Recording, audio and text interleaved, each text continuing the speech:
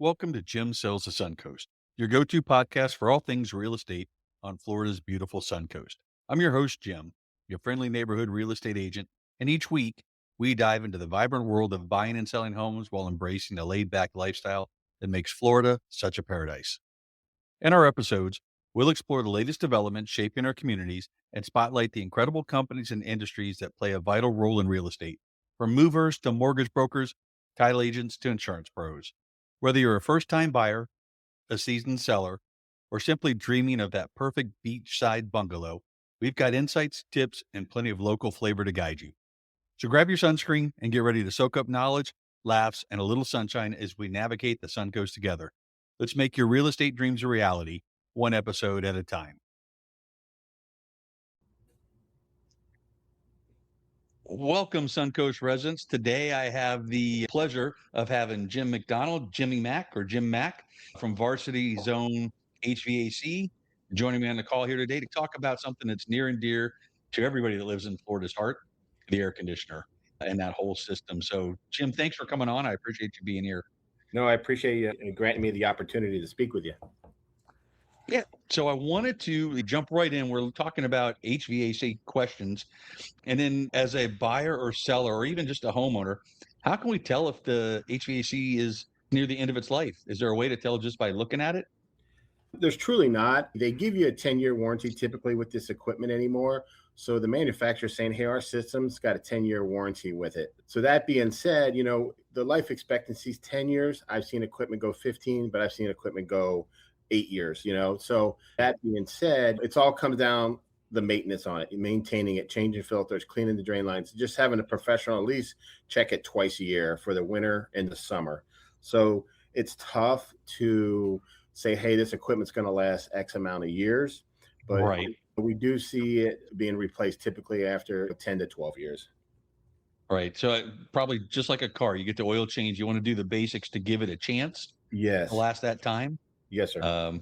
And then great. Let's talk about what are some of those things we look at a annual or biannual basis. What should be done in that maintenance? So in that maintenance, so you definitely, well, as a homeowner, you're going to want to change the filters at least once a month. Well, Right. I'm 60, so I used to say, hey, listen, when you used to send your check for the electric bill, change your filter. Don't do a lot of mailing and all that anymore. So if you're replacing your filter, at least checking on it once a month, that's a great thing. But if you have an annual maintenance every 6 months, at least you know that filter is going to be changed 6 and 12, right? Mhm. So filters are important. It's good to understand the basic of it, like the drain, where your drain line is, because some of the most nuisance calls we get is drain lines. Drain lines are backed up, and that's a simple of your service tech showing you where the T is to put vinegar in it to keep it out. Having a shop vac, those are the Mhm. things that you can definitely do to maintain it. Just remember the equipment's not designed to run in Florida at 70 degrees. It's just not designed to do that, right? Right. So you do that, that puts a lot of wear and tear on the equipment. So a modest temperature is 75. So that's what I would recommend. Listen, the thermostat knows you want it at 70, so it's not going to shut off. It's going to keep running, Mhm. no matter Right. what. So, yeah. So those were the things I would say, but definitely have it checked by a service tech at least twice a year. Okay. And that kind of leads into one of the questions I had was going to ask is if it's just running consistently and never stopping, that's a problem. One, maybe the setting, but two, what are you doing to your system by just continually running it? Yeah. So that's a great question. Like, just like a car, if it's running, all the time, so if the equipment's running all the time, that means that the thermostat that being satisfied. So that's probably you're putting it at an extreme temperature. Like if you're keeping it at, I've walked in homes, people are keeping it at the 69, 70. It's just not designed to do that. Can it get to that at 2 or 3 o'clock in the morning when Mother Nature is not as harsh? It can, Right. but it's not designed to do that. So yeah, you're just putting a lot of wear and tear on that equipment. So, what are some of the biggest red flags then we should look for, either as an owner, maybe a buyer coming in that's checking out a home, or is there anything that stands out that we should go, oh, we got to look at that? Yeah. So as a homeowner purchasing the equipment, some of the red flags I would definitely look at is the year of the equipment. That's a big red flag. If it's like 10 to 12 years, it's always nice to your own mechanical HVAC guy to do an inspection on the equipment so they Mhm. can give you, and then ask for reports. Ask for, hey, have you kept up the maintenance on the equipment? Because you could come in there and see that the filter's clean, but you're not opening the equipment. That coil could be plugged in the air handler, or the condensing coil could be corroded. As a person that's not in the industry, you just know that it's cooling your home. So, those are great things. I mean, you spending a couple bucks to have it checked by a professional is great. Like, home inspectors do a great job, but they can't go in and put gauges on it. They can't check refrigerants. They can't do any of Mhm. that. And as an HVAC contractor, we can pull up the serial number and tell you if there's been any warranties put on it, what service has been done on it, that they had to go through the manufacturer. So we can do that. And then, you kind of want to know the refrigerants, because the old refrigerant was R22, and then we just got through 410A, and now we're into the new refrigerants, which is 454B. If you see a system that's R22 and you're purchasing the home, I would definitely look at getting it replaced by someone, Right. So 410A is being phased out. So we're into the new refrigerants. So that being said, so those are some red flags. Obviously you're not going to go up in the attic, but have somebody look at the ductwork, make sure it's not ripped, cut. If it's, in Sarasota, some of these subdivisions have metal wrapped ductwork. If you see that, I would highly recommend having it replaced, because it's going to eventually get to you. Maybe not now, but it's going to end up there. So I would look at a new duct system as well. I'm glad you brought that up because I think most of us walk in, we think, HVAC or air conditioner. We look maybe at the air handler, we look at the unit outside, Yeah. but we don't look at, how's the airflow in the building? Where are the vents? Where's the duct work upstairs? Is there, and there's probably not a quick, easy way to kind of check that, is there? No, no. We can check airflow, we can check refrigerant, we can check the coil, because we can open up all the components, right? Right. We can check cross temperatures, like a supply and return, and it's got to fit within us. Make sure it's cooling right. Now, a home inspector can do that. They can put a gauge in the return and the supply and check cross temperatures. Right. That's how they do it. They Yes. can't tell you the refrigerant levels are high, low. So I would, again, I keep on going back to it. I would highly recommend having a tech. If you say, hey, I'm going to go into contract with this home, I would have paid a couple bucks to have it checked by a mechanical contractor. Right. Yeah. All right. And you talked a little bit earlier about the typical lifespan in Florida, 10 to Yeah. 12 years. Is there anything that changes that, either the rating of the air conditioner or any brand or any model that maybe does better, even if it's more expensive initially, or are they about the same? Yeah. Yeah, that's a sticky one, but all the brands are good. At the end of the day, Right. we're a train dealer. If you talk to techs, they're going to say, hey, they like this brand, and so those are techs working out there, and they are the ones that are working on it 24/7. So you're going to get a lot of good input from a service tech. They all have 10-year warranties anymore. They all have aluminum coils. So if I was in Florida, I would sit at the 15 2-SEER. Variable speed air handlers are nice, and two-stage compressors are nice. Just remember, as you start getting into the real high efficiency stuff, the price goes up. You got to do the math, like, all right, is the payback worth spending X amount of dollars more than what a 15 2-SEER? Because that's where, I mean, if the payback is 15 years based on it. So I like the two-stage compressors, and I like variable speed air handlers. So what do those do for you? Because I'm not real familiar Yeah, no, with the no. So a two-stage compressor, what it does when it calls, so let's say this, let's back up. So if you have a single stage compressor and you say you have a 3-ton system in your home, when your Mhm. thermostat calls for cooling, it comes on and all 3 tons of air come on. Okay. So now what a two-stage does, it comes on, let's say around 60% capacity, and it stays at that. And it's a slow stage, and it's great for humidity removal. Right? So now we Right. get at 2 or 3 o'clock in the afternoon, and it goes into second stage, or when it calls for it, it goes into 3 tons of air that you're demanding. Variable speed, there's several things for variable speed air handlers. It can help with inefficiencies of ductwork. When it comes on, it kind of revs up and revs down. And like a single stage, I mean, it's just a single motor, an air Mhm. handler going to come on, and it's going to bring on all air right at time. So, and then the nice thing about it is the variable speed is a little bit quieter than the typical. So, Okay. And is that something, so it's kind of ramping up that, if you're very far off, maybe it ramps up faster, but if you're a degree or two warm, it yeah, comes on slower to kind of pull it down so you don't need all of yeah. it. Yeah, and the thermostat, yes, and the thermostat will help you with that as well. But the two-stage compressors are a great product. Okay. What do you think? And you touched on it briefly. What is a standard home inspection? What do they miss when it comes to the HVAC system? Obviously, I think you pointed out you can't get into it. They're just going to Yeah. look at the outside surface and maybe the Yeah. effects of it. Most of the home inspectors are getting so much better now. They go in and I always tell home inspectors, if you get in there, get up in the attic and look at the ductwork. And I think they do that anyway. I think they get up there because Mhm. they look at the roof, right? But if they can do an inspection of the ductwork, and if it's metal wrapped, I would 100% say you need to get it replaced, right? Because it's going to catch up to you, like I said before. And just look if there's any tears that gets missed a lot. Kink ductwork, where you're not getting airflow to a room because let's say they had the house rewired or replumbed, and now you have some supplies that are kinked down with some plumbing or electrical that's just sitting on there.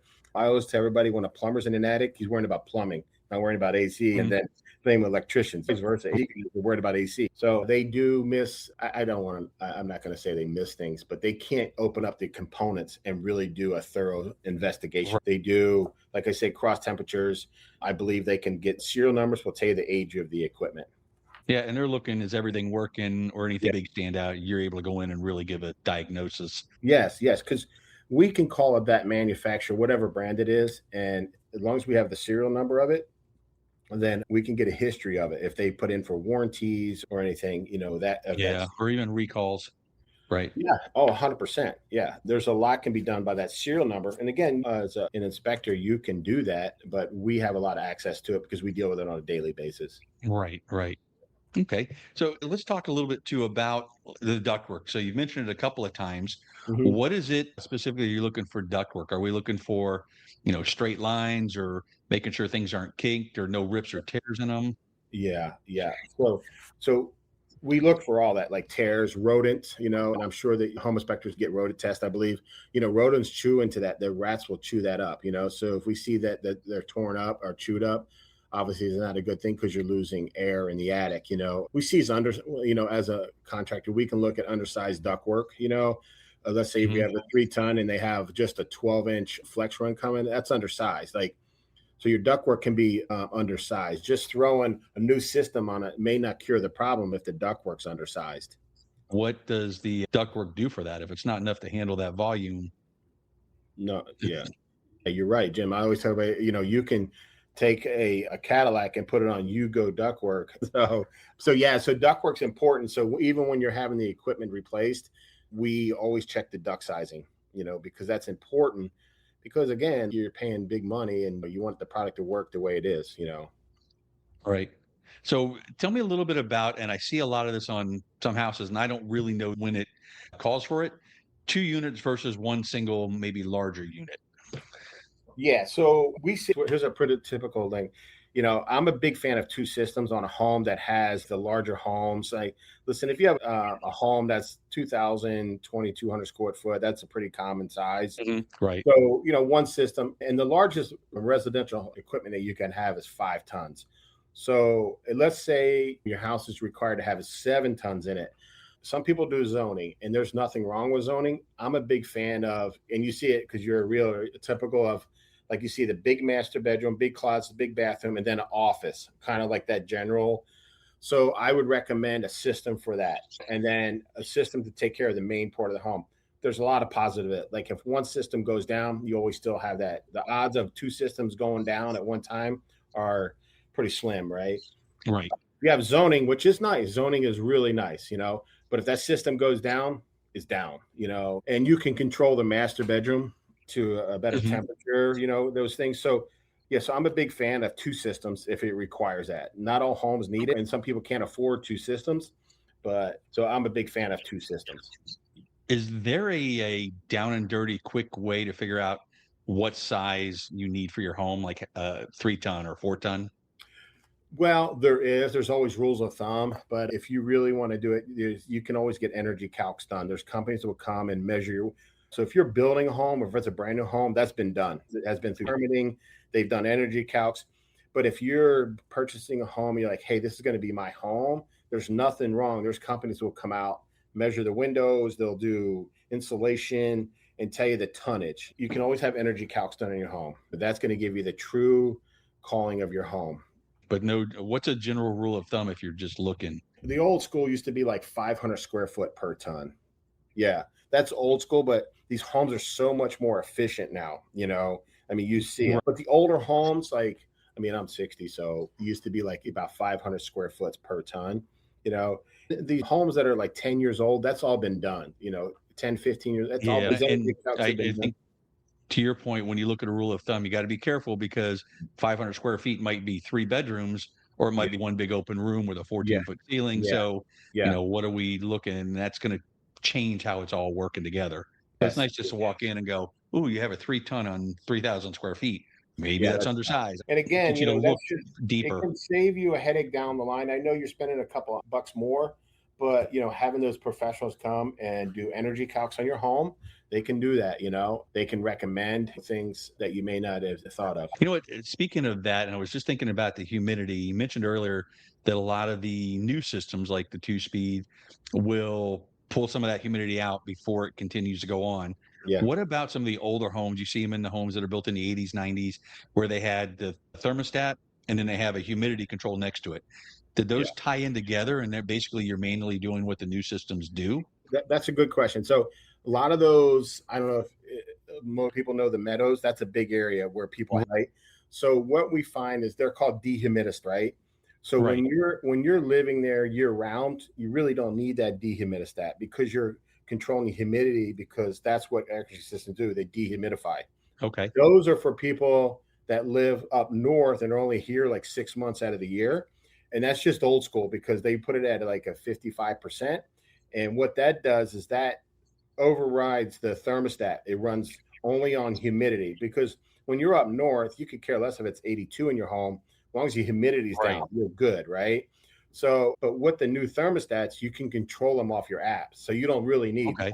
So cosmetically, you get rid of that. You put a nice Right. Right. thermostat on there. There's good brands, Ecobee, Honeywell 8000s, Google, all those. Right? There's multiple out there, but here's one thing you have to tell people, because when they leave, especially in the area of like the meadows, when they go up north, they turn off their Wi-Fi. They go into like a vacation mode. Well, you can't Hmm. control your thermostat, So Yeah. it's one thing you got to learn. Then people still have to put those dehumidistats back on, you know. Right. So, Right. but you can Yeah. I've manage seen a it. couple and I'm like trying to figure out how that works with the air conditioner itself. It does. It does. So if you look at it, if you're looking at it visually, there's a thermostat wire that comes down. It's normally on top of it, and then it breaks red. All right, and then it goes right into Right. the thermostat. So when humidity hits it, it shuts it controls. I'm sorry about that. I'm just thinking. No, you're good. Yeah, I start over. So what happens is that dehumidistat works on humidity. Once you turn it to 1%, it's overriding the thermostat. Okay. Yeah, that's what it's doing. It's overriding it.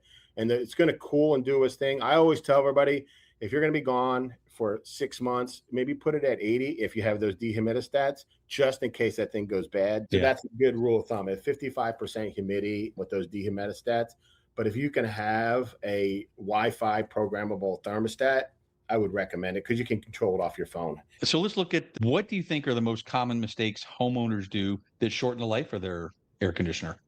Oh gosh, filters. They don't change filters. They're not having their maintenance is completed. A simple thing for your outdoor unit, if there's brush around the outdoor unit and get a lot of Hmm. dirt. I mean, a simple fix is just taking a water hose. Those things are meant to be outside, so you can Right. spray it down. I'm not saying open your panels to spray in there, but spraying those coils down in the summer. I do it every time I'm out on the side of the house. I just take my hose and just spray down the dust. It helps. It helps it breathe better. Right. So, but it's mostly the maintenance on the system. We'll get in there, and do have to say, it's funny. You'll get there and I just changed the filter, and you see the other filter sitting on the floor, and it's plug Yeah. solid. It's like, okay. So, filters, making sure it's being maintained, and just keep it at a modest temperature. Hmm. So what upgrades actually make a difference? Whether we're talking about like smart thermostats you talked about there, Yeah. UV lights, Yeah. looking at your insulation in the house, which ones are going to make the biggest bang for their buck? UV lights control, we can go through some products. The smart thermostats are big. Like those are good. There's a lot of good brands out there. I would Right. recommend either Ecobee or the Honeywell 8000. And I would have a professional put it in because you get a better warranty if you have a professional put it in versus you buy the Okay. Google. You got to put it in. Who's warrantying it, right? Right. because they're out there. We see a lot of people like they want that Nest thermostat, so we can install them, but you purchase it, that warranty goes through you. So that Right. being said, there's a lot of good indoor air quality products out there. Just remember the UV light's only going to control the air handler's coil. That mold can't Mhm. grow on that, right? But there's Remy halos that control the indoor air quality. So if you're skeptical of mold and bacteria, that may be a good product out there. Getting a better filter is a good thing. There's multiple filters out there, but just remember when you get those really good filters that have a high MERV rating, just got to Right. know that you got to change them because it grabs a lot of dirt and it's going to plug that filter up really quick. So Okay. I'm sorry. I was gonna say, what about you running an air purifier in your home in addition to the air conditioner? Is that a little overkill? No, I mean, everybody's worried about, ever since COVID, people are worried about indoor air Right. quality. You want to have air exchanges, especially when people like in Florida, we don't open our windows quite a bit. So whenever you Right. can have those air exchanges, like those are great things. But if you have an Oh, those are good. Like, I mean, I'm not one person to tell you that if that's going to make you feel better in your personal home, that's okay, on you. perfect. Yeah. Anything else that you think people should know about their HVA system? Anything that buying, selling, owning a home? Yeah, I just maintaining it. And again, just if you have questions, just call your professional AC guy and ask him a question or two and if they don't want to help you, that's not a good thing. At the end Right. of the day, it's about helping each other, being a good person, and just giving them good quality information that can help them. Because we deal with all varieties here in Sarasota. We have the elderly, we have the young, and just help each other out and just understand the system and what can be some good tips. Just know the age if you're purchasing it, how old the equipment is, how it's been maintained. And if you can get electric bills from a home, that's great, what they've been paying. Right. Perfect, Jim. Well, thank you for coming out today. I Yeah. appreciate it. I'll get all your contact information, put it in the show notes. Thank you. All right, Jim, I appreciate you, sir. Have a blessed day. And that wraps up another sunny episode of Jim Sells the Suncoast.